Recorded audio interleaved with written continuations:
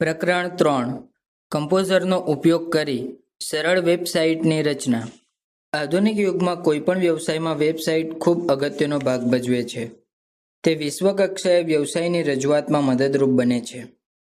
વ્યવસાયના વિકાસમાં, ઉત્પાદનના વેચાણમાં અને ગ્રાહકોને બહોળી સંખ્યામાં આકર્ષવામાં તે મદદરૂપ બને છે. તેથી જ વેબસાઇટની રચના શ્રેષ્ઠ તકનીક દ્વારા કરવામાં આવી હોય તે જરૂરી છે, જેથી સંસ્થા મહત્તમ સંખ્યામાં મુલાકાતીઓ મેળવી શકે અને ઉચ્ચતમ નફો રળી શકે. વેબસાઇટ એ વિશિષ્ટ હેતુ માટે પરસ્પર જોડાયેલા વેબ પેજનો સમૂહ છે. સંવાદિત એટલે કે ઇન્ટરેક્ટિવ, ઉપયોગકર્તા માટે સરળ એટલે કે યુઝર ફ્રેન્ડલી તથા ચોક્કસ એટલે કે એક્યુરેટ અને ઉપયોગી માહિતી ધરાવતી વેબસાઇટ બનાવવી એ પડકારજનક કાર્ય છે.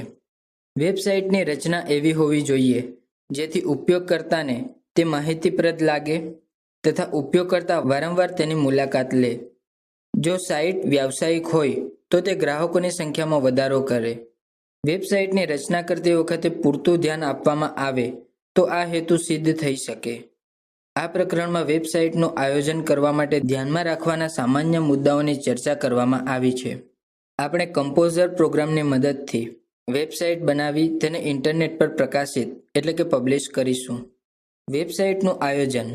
Planning for the website. સારી વેબસાઇટનો વિકાસ એ કોઈપણ અન્ય યોજના જેવી જ એક યોજના છે અને તેના માટે વિસ્તૃત આયોજન જરૂરી છે. આયોજન જેટલું બહેતર હશે, વેબસાઇટની ઉપયોગિતાના સંદર્ભે સફળતાની તક પણ તેટલી જ વધુ રહેશે. બીજા શબ્દોમાં કહીએ તો વેબસાઇટ બનાવવા માટેનું ધ્યેય સિદ્ધ કરી શકાશે. સારી વેબસાઇટ બનાવવા માટે આયોજનની પ્રક્રિયામાં ધ્યાનમાં રાખવા માટેના કેટલાક અગત્યના મુદ્દા નીચે દર્શાવ્યા છે. હેતુ, પર્પઝ. વેબસાઇટનો હેતુ સ્પષ્ટપણે વ્યાખ્યાયિત થયેલો હોય તે જરૂરી છે. વેબસાઇટની રચના કરતા પહેલા તેની વ્યાખ્યા અને ધ્યેય સ્પષ્ટ હોવા જરૂરી છે. યોગ્ય રીતે રચના પામેલી વેબસાઇટ સંસ્થાને મદદરૂપ બને છે. વેબસાઇટની રચનાનો હેતુ વ્યક્તિઓના સમૂહને માહિતી પૂરી પાડવાનો, નવા ગ્રાહકોને આકર્ષવાનો કે ઉત્પાદનને ઓનલાઈન વેચવાનો હોઈ શકે. હેતુ નક્કી થયા પછી વેબસાઇટના વિષયવસ્તુ એટલે કે કન્ટેન્ટ અને રૂપરેખા એટલે કે લેઆઉટને યોગ્ય રીતે વિકસાવી શકાય. પ્રેક્ષકગણ, ઓડિયન્સ. વેબસાઇટના રચનાત્મક વિભાગનું કાર્ય શરૂ કરતા પહેલા અપેક્ષિત ઉપયોગકર્તા અંગેની જાણકારી હોવી જરૂરી છે. વેબસાઇટમાં સામાન્ય અને વિસ્તૃત એટલે કે ડિટેઇલ્ડ એમ બંને પ્રકારની માહિતી હોવી જોઈએ. તેમાં વિશિષ્ટ અને સરળ માહિતીનો સમાવેશ પણ થયો હોવો જોઈએ. માહિતીના વિવિધ પ્રકાર, વિસ્તાર અને વિશેષતાના વ્યાપનો આધાર અપેક્ષિત પ્રેક્ષકોની રુચિ પર રહેલો છે. વેબસાઇટ પ્રત્યેની ઉપયોગકર્તાની અપેક્ષાઓ જાણવી જરૂરી છે, કારણ કે તે જાણકારી વેબસાઇટના યોગ્ય વિષયવસ્તુ અને રૂપરેખાના વિકાસમાં મદદરૂપ બને છે અને વેબસાઇટ ઉપયોગી તથા સફળ હોવાની ખાતરી આપે છે. એક વધુ ધ્યાન આપવા લાયક બાબત છે ઉપયોગકર્તાના ઇન્ટરનેટ જોડાણની ઝડપ. જો વેબસાઇટ પર વિશાળ ચિત્રાત્મક ફાઇલો રાખવામાં આવી હોય તો તે ડાઉનલોડ થવામાં લાંબો સમય લે છે. કેટલીકવાર ઉપયોગકર્તા આવી વિશાળ ફાઇલોની રાહ જોવામાં અધીરો બની સાઇટ છોડી દે એવું પણ બને. માટે વેબસાઇટમાં જરૂરી હોય તેટલા પ્રમાણમાં જ ચિત્રો અને મલ્ટીમીડિયા ફાઇલનો સમાવેશ કરવામાં આવે તે ઇચ્છનીય છે. વિષયવસ્તુ, કન્ટેન્ટ. વેબસાઇટમાં સંપૂર્ણ અને સુસંગત માહિતી હોવી અત્યંત જરૂરી છે.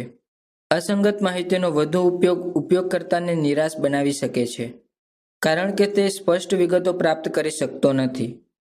વળી, જો પૂરી પાડવામાં આવેલી માહિતી અપૂર્ણ હોય તો ઉપયોગકર્તા વેબસાઇટ છોડી દઈ શકે છે.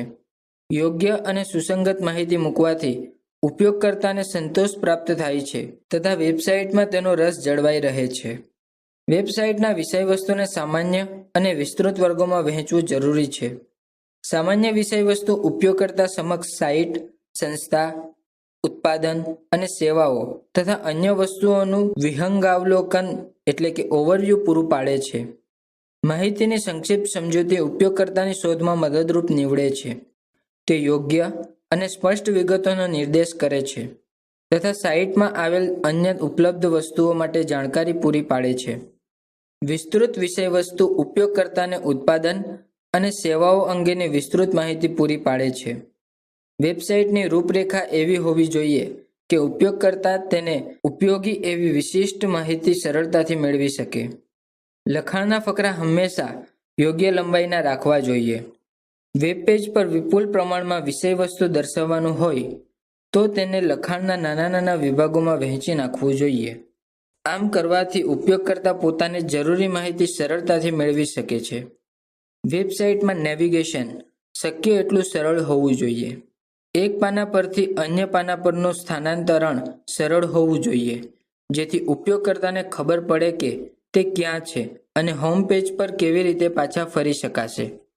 સામાન્ય અને વિશિષ્ટ એમ બંને પ્રકારની જરૂરી માહિતી સરળતાથી ઉપલબ્ધ બને તો જ વેબસાઇટની રચનાનો ઉદ્દેશ પાર પડે છે.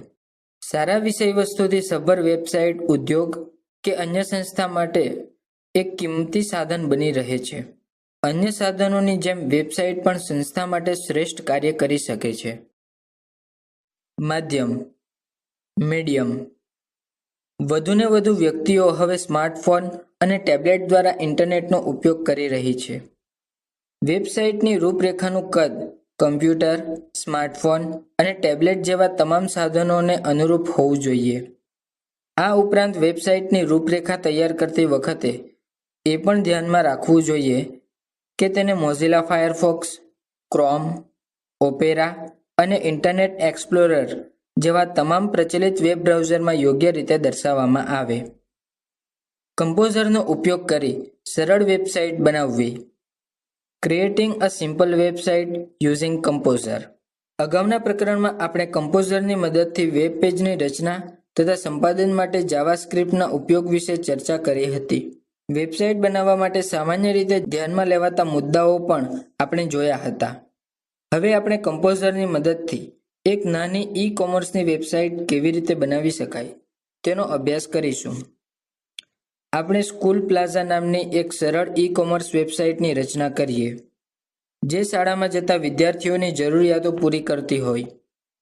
આ વેબસાઇટ પર પુસ્તકો, સ્ટેશનરી, શાળાની બેગ, પાણીની બોટલ, નાસ્તાનો ડબ્બો, ફાઇલ, ફોલ્ડર અને તેના જેવી શાળાને સંબંધિત અન્ય વસ્તુઓ ઉપલબ્ધ હશે અને તેનો ઓર્ડર પણ આપી શકાશે. આપણે એક શોપિંગ કાર્ટની પણ રચના કરીશું, જે ખરીદવામાં આવેલી તમામ વસ્તુઓની યાદી અને કુલ રકમ દર્શાવશે. આપણે આયોજન કરેલી વેબસાઇટનું હોમ પેજ અને શોપિંગ કાર્ટનો દેખાવ આકૃતિમાં દર્શાવ્યો છે.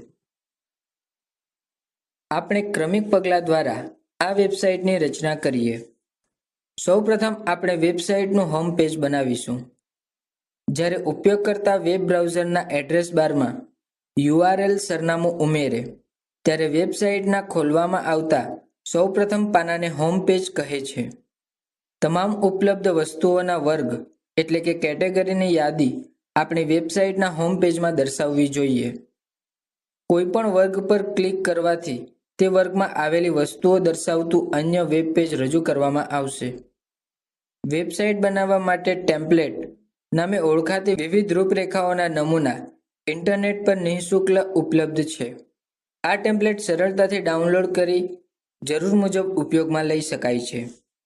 હોમ પેજની રચના દ્વારા વેબસાઇટની શરૂઆત કરવા માટે કમ્પોઝર ખોલી નવું વેબ પેજ બનાવો.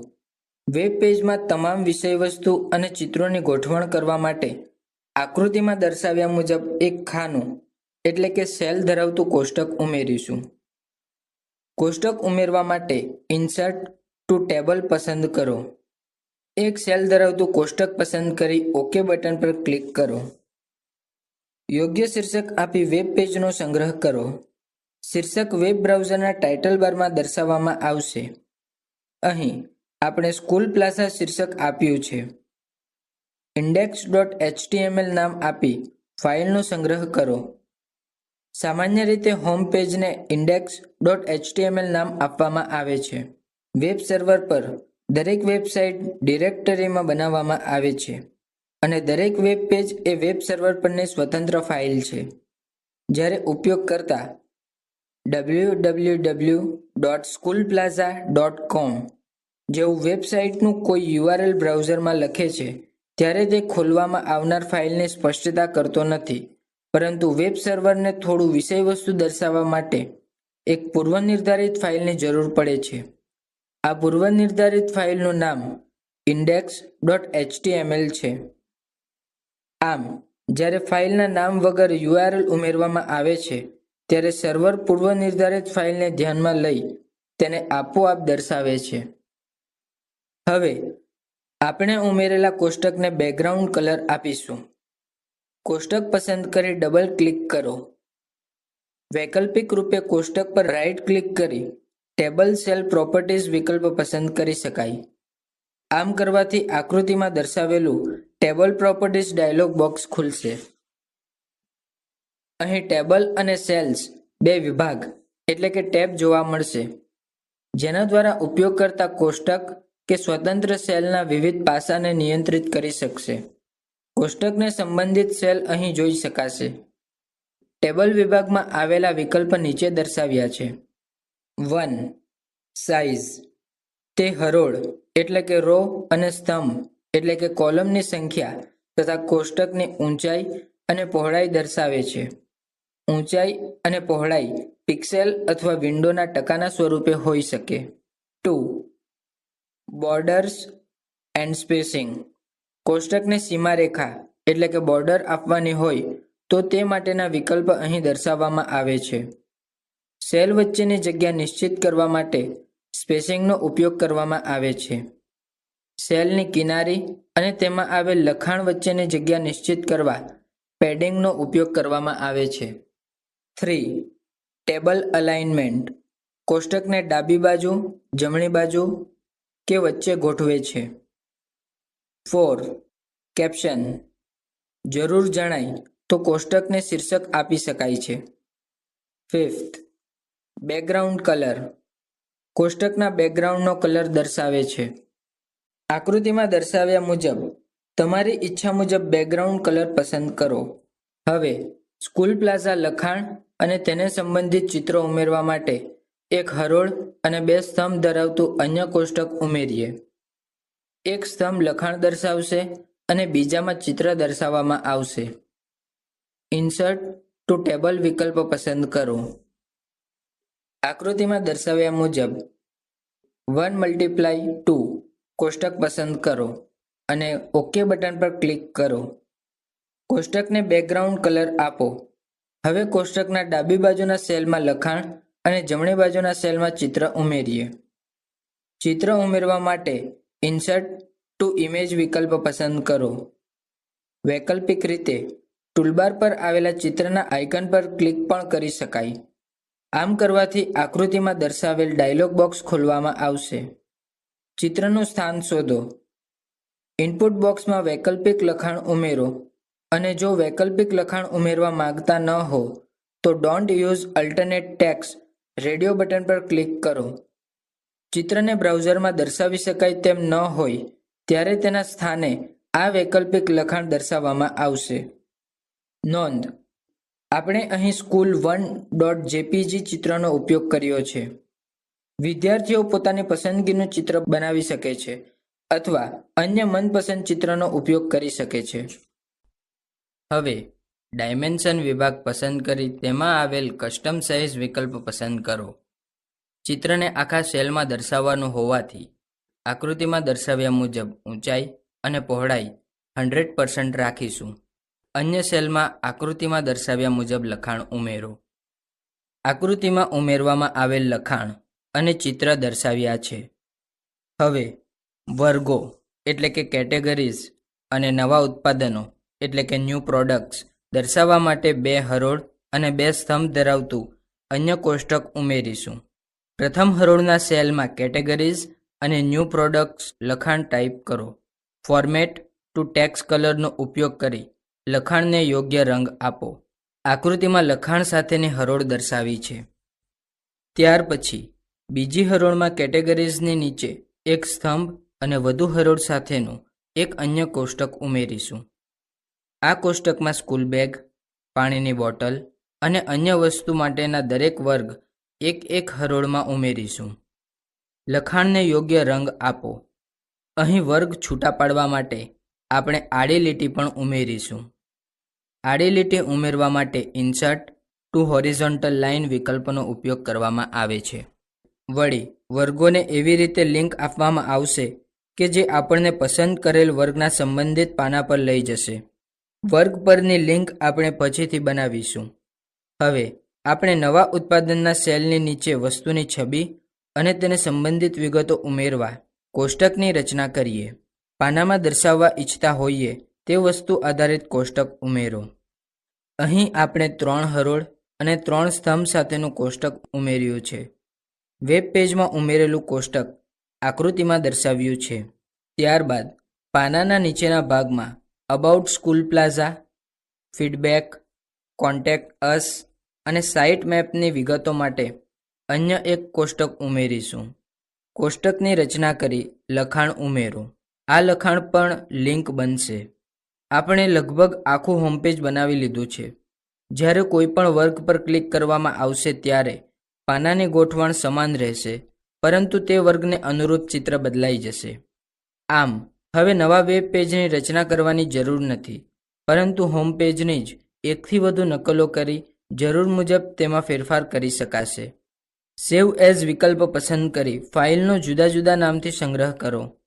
અહીં ફાઇલનો સંગ્રહ waterbottles.html, school-bags.html અને lunchbox.html નામ સાથે કરવામાં આવ્યો છે. હવે જ્યારે નિશ્ચિત કોઈ વર્ગના લિંક પર ક્લિક કરવામાં આવે ત્યારે તેને સંબંધિત વેબ પેજ ખુલશે. તમે એ ધ્યાનમાં લીધું હશે કે બનાવેલા તમામ વેબ પેજને હોમ પેજ જેવું જ શીર્ષક મળેલું છે. એક પછી એક વેબ પેજ ખોલો અને ફોર્મેટ ટુ પેજ ટાઇટલ અને પ્રોપર્ટીઝ વિકલ્પોનો ઉપયોગ કરી દરેક વેબ પેજનું શીર્ષક બદલો. હવે દરેક વેબ પેજ ખોલી તેના વર્ગને અનુરૂપ ચિત્રો ઉમેરો. હોમ પેજમાં ચિત્રો ઉમેરવાની પદ્ધતિને અનુસરવાથી અન્ય તમામ વેબ પેજમાં પણ ચિત્રો ઉમેરી શકાશે. હોમ પેજમાં વસ્તુઓના ચિત્ર અને તેની વિગતો ઉમેરતા પહેલાં જુદા જુદા વર્ગો માટે લિંકની રચના કરીએ. વર્ગના નામ પર ક્લિક કરવાથી તેને સંબંધિત વેબ પેજ ખુલશે. index.html ફાઇલ ખોલો. લિંકની રચના કરવા માટે લખાણ school-bags પસંદ કરો અને ઇન્સર્ટ ટુ લિંક વિકલ્પ પસંદ કરો. તે આકૃતિમાં દર્શાવ્યા મુજબનો ડાયલોગ બોક્સ રજૂ કરશે. લિંક લોકેશન વિકલ્પ હેઠળ જે ફાઇલ ખોલવાની છે તે દર્શાવો. school-bags.html ઓકે બટન પર ક્લિક કરો. હવે હોમ પેજમાં નવા ઉત્પાદનોની વિગતો ઉમેરીએ. કોષ્ટકના દરેક સેલમાં વસ્તુનું ચિત્ર, વસ્તુનું નામ, કિંમત તથા એડ ટુ કાર્ટ ચેકબોક્સ અને વસ્તુના જથ્થા માટેનું ટેક્સ્ટ બોક્સ ઉમેરીશું. અગાઉ ઉપયોગમાં લીધેલી પદ્ધતિ મુજબ ચિત્ર ઉમેરો. ઉત્પાદનનું નામ અને કિંમત ઉમેરો. હવે ફોર્મ ફિલ્ડ દ્વારા એક ચેકબોક્સ ઉમેરો. ચેકબોક્સ માટે B1 નામની આઈડી HTML લાક્ષણિકતા ઉમેરીશું, જેનો પછીથી જાવાસ્ક્રિપ્ટમાં ઉપયોગ કરવામાં આવશે. એડ ટુ કાર્ટ નામનું લેબલ ઉમેરો. પછીથી શરૂઆતની કિંમત 1 અને Q1 આઈડી સાથે ટેક્સ્ટ બોક્સ ઉમેરો. ક્વોન્ટિટી લેબલ ઉમેરો. જ્યારે ઉપયોગકર્તા એડ ટુ કાર્ટ ચેકબોક્સ પસંદ કરશે ત્યારે વસ્તુ અને તેના જથ્થાનો શોપિંગ કાર્ટમાં સમાવેશ કરવામાં આવશે.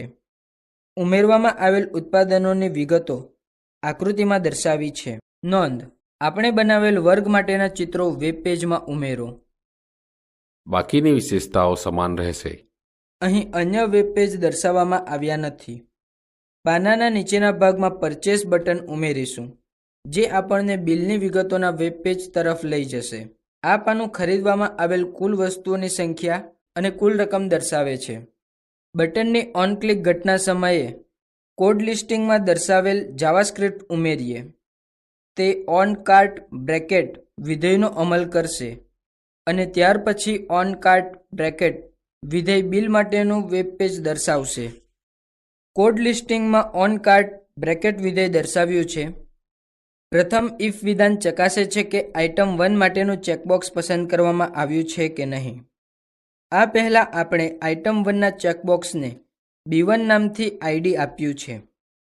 document.getElementById in the bracket B1 dot check વિધાનનો ઉપયોગ કરી તપાસવામાં આવ્યું છે કે ઉપયોગકર્તાએ વસ્તુ પસંદ કરી છે કે નહીં. જો વસ્તુ પસંદ કરવામાં આવી હોય તો તેનો જથ્થો ચલમાં સાચવી કુલ રકમની ગણતરી કરવામાં આવશે.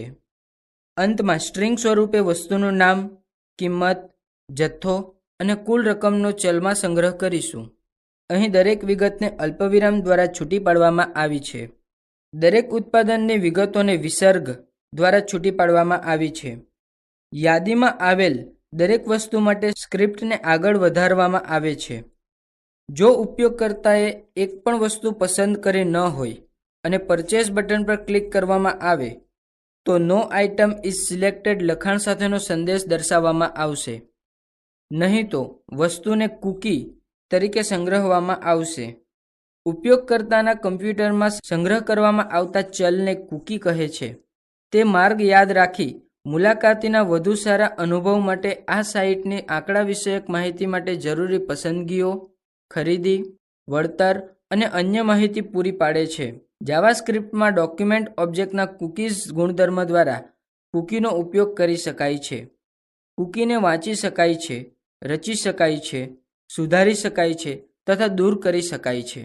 જ્યારે ઉપયોગકર્તા પરચેસ બટન પર ક્લિક કરે છે ત્યારે જાવાસ્ક્રિપ્ટ દ્વારા bill.html પાનું દર્શાવવામાં આવે છે. bill.html પાનામાં જાવાસ્ક્રિપ્ટ દ્વારા પસંદ કરેલ વસ્તુઓ માટે કુલ વસ્તુઓની સંખ્યા સાથે ચૂકવવાની કુલ રકમની ગણતરી કરવામાં આવે છે. કુલ રકમની ગણતરી કરવા માટેની જાવાસ્ક્રિપ્ટ કોડ લિસ્ટિંગમાં દર્શાવી છે. અહીં myFun બ્રેકેટ નામનું વિધેય વ્યાખ્યાયિત કરવામાં આવ્યું છે. આ વિધેય કૂકી પાસેથી વિગતો લઈ તેને એરેમાં સંગ્રહિત કરે છે. ત્યાર પછી વિગતોને પર્સ ફ્લોટ બ્રેકેટ વિધેય દ્વારા અંકોમાં ફેરવી સરવાળો કરવામાં આવે છે. અંતમાં સરવાળાને દર્શાવવામાં આવે છે. અંતમાં ઉપયોગકર્તા બિલના વેબપેજ પર આવેલા પ્રોસીડ ટુ ચેકઆઉટ બટન પર ક્લિક કરશે. આ સમયે જો ઉપયોગકર્તાએ લોગિન કરેલું નહીં હોય તો તેને તે વિશે પૂછવામાં આવશે અને જો ઉપયોગકર્તાની નોંધણી થયેલ ન હોય તો તેને નવું ખાતું એટલે કે અકાઉન્ટ બનાવવા માટે કહેવામાં આવશે. આ માટે આગળના પ્રકરણમાં ચર્ચા કરી તે મુજબ નોંધણી માટેનું ફોર્મ એટલે કે રજિસ્ટ્રેશન ફોર્મ બનાવી શકાય છે. ત્યાર પછી સંસ્થાના માલિક દ્વારા નક્કી કરવામાં આવેલ ચૂકવણીની વિગતો ઉમેરી શકાય. સામાન્ય રીતે આ પ્રકારની વેબસાઇટના વ્યવસ્થાપન માટે ડેટાબેઝની રચના કરવાની જરૂર પડે છે, જેમાં ઉત્પાદન, નોંધણી થયેલા ઉપયોગકર્તાઓ, લોગિન નામ, પાસવર્ડ અને અન્ય સંબંધિત વિગતોનો સંગ્રહ કરવામાં આવ્યો હોય છે. વેબસાઇટ પ્રકાશિત કરવી. પબ્લિશિંગ અ વેબસાઇટ. અત્યાર સુધી આપણે કમ્પોઝરની મદદથી સરળ વેબસાઇટની રચના વિશે શીખ્યા. હવે વેબસાઇટને કેવી રીતે પ્રદર્શિત એટલે કે પબ્લિશ કરવી તે જોઈએ. વેબસાઇટને પ્રદર્શિત કે પ્રકાશિત કરવી એટલે કે ઉપયોગકર્તા સાઇટના વેબ પેજ, ચિત્રો અને સ્ટાઇલ શીટનો ઉપયોગ કરી શકે તે માટે તેને વેબ સર્વર પર ખસેડવી. આ પ્રક્રિયાને સામાન્ય રીતે અપલોડિંગ તરીકે ઓળખવામાં આવે છે. જો વેબ સર્વર પર આપણું ખાતું હોય તો વેબસાઇટને અપલોડ કરી શકાય છે. ઇન્ટરનેટની સેવા પૂરી પાડનારી સંસ્થા એટલે કે internet service provider ISP web server પર મર્યાદિત જગ્યા પૂરી પાડે છે.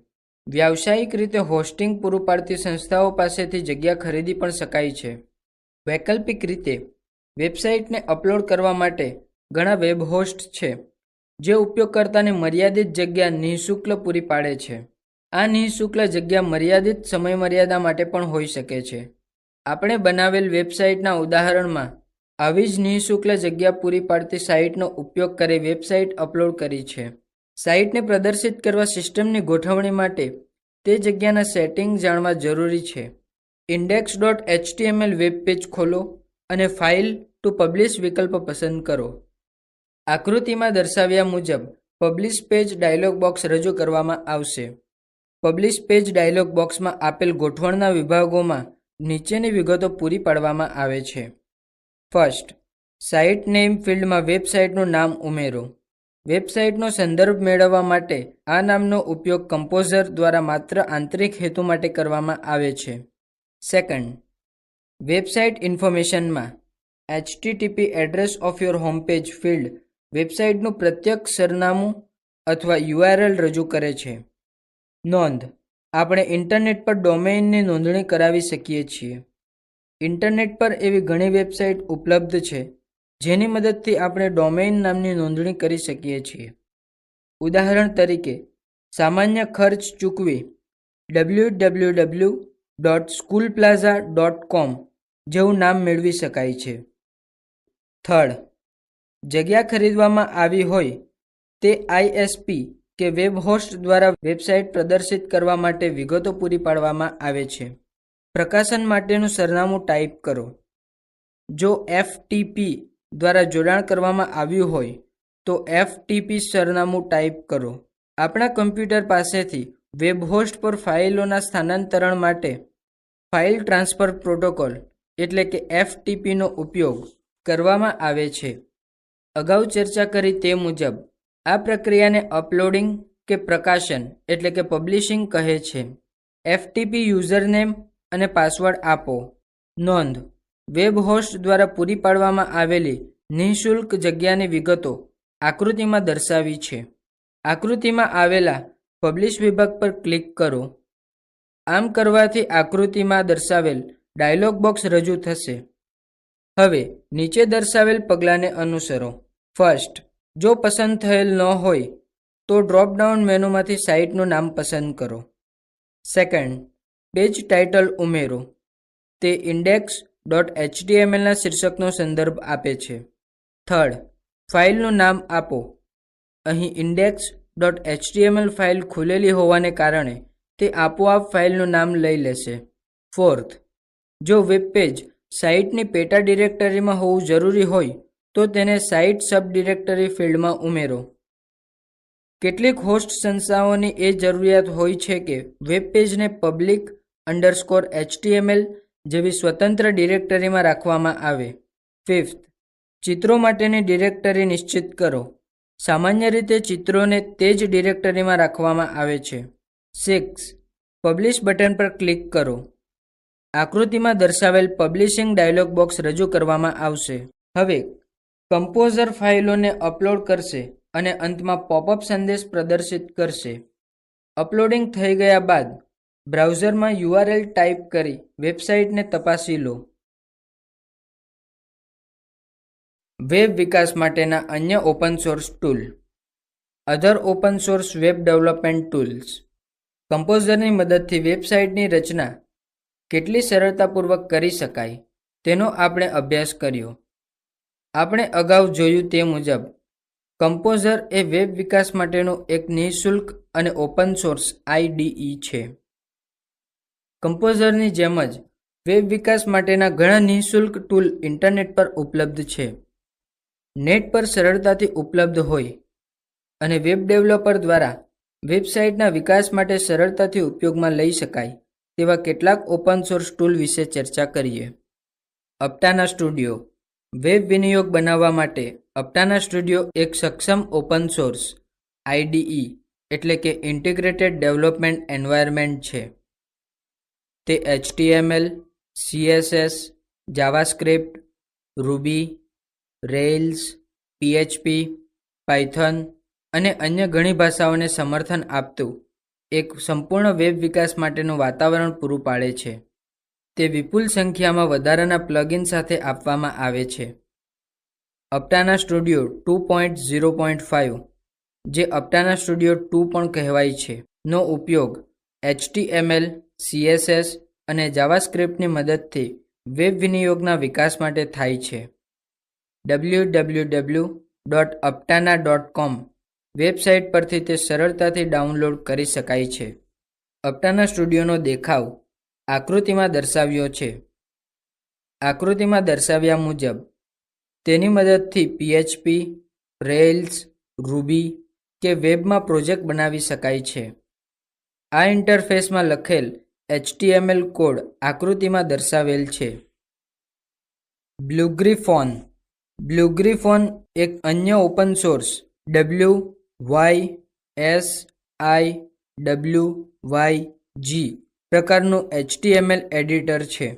તેને www.bluegriffon.org પરથી સરળતાથી ડાઉનલોડ કરી શકાય છે.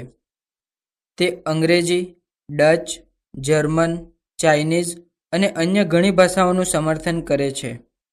વેબ ધારા ધોરણના ગહન તકનીકી જ્ઞાનના અભાવમાં પણ આકર્ષક વેબસાઇટની રચના કરી શકાય તેવું સરળ ઇન્ટરફેસ પૂરું પાડતો એક સાહજિક વિનિયોગ છે. બ્લુગ્રીફોનની આવૃત્તિ 1.6.2નો ઇન્ટરફેસ આકૃતિમાં દર્શાવ્યો છે. તેમાં ટૂલ્સનો ઉપયોગ કરી સરળ ફોર્મની રચના કરવામાં આવી છે. અમાયા વર્લ્ડ વાઇડ વેબ કોન્સોર્ટિયમ એટલે કે W3C દ્વારા વિકસિત અમાયા એક અન્ય નિઃશુલ્ક ઓપન સોર્સ WYSIWYG પ્રકારનું વેબ એડિટર છે. તેની શરૂઆત HTML/CSS એડિટર તરીકે કરવામાં આવી હતી અને હવે તે ઘણી XML આધારિત સિસ્ટમ માટેના એડિટર તરીકે વિકાસ પામ્યું છે. www.w3.org/amaya પરથી તેને સરળતાથી ડાઉનલોડ કરી શકાય છે. આકૃતિમાં અમાયા દ્વારા રચિત વેબ પેજ દર્શાવ્યું છે.